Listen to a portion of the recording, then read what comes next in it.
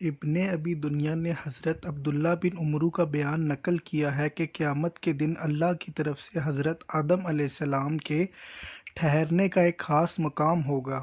دو سبز کپڑے پہنے وہ ایسے معلوم ہوں گے جیسے کوئی کھجور کا لمبا درخت۔ اپنی جگہ پر کھڑے کھڑے ہی دوزخ کی طرف جانے والوں کو دیکھتے ہوں گے۔ اس نام میں امت محمدیہ صلی اللہ علیہ وآلہ وسلم کے ایک شخص کو دوزخ کی طرف لے جاتا دیکھ کر پکاریں گے، احمد! میں جواب دوں گا، ابو البشر میں حاضر ہوں۔ حضرت آدم علیہ السلام کہیں گے، تمہاری امت کے اس آدمی کو دوزخ کی طرف لے جایا جا رہا ہے۔ اللہ اکبر!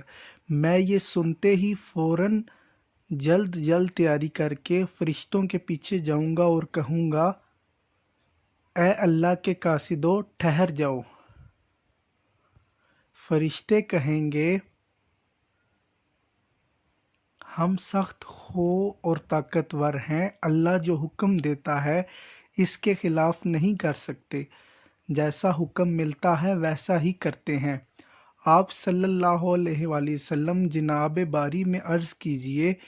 یہ سن کر حضور صلی اللہ علیہ وآلہ وسلم عرش الہی کی طرف متوجہ ہو کر عرض کریں گے، الہی حضور نے مجھ سے وعدہ فرمایا تھا کہ ہم امت کے امر میں تمہیں غمگین نہ کریں گے۔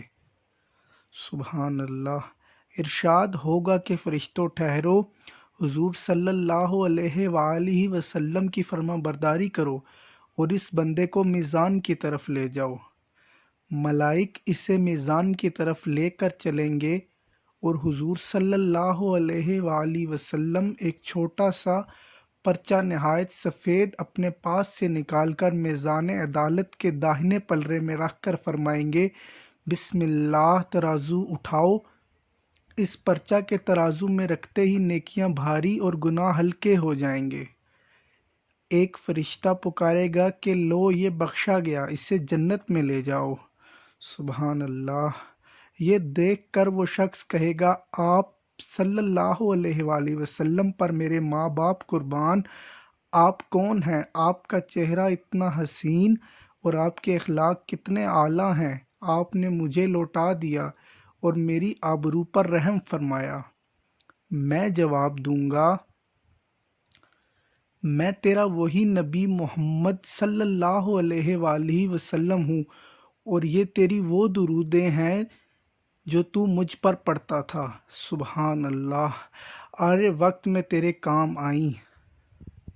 اللہ اکبر! دوستو، آپ نے دیکھا کہ درود پاک پڑھنے کی کتنی برکتیں ہیں۔ سبحان اللہ!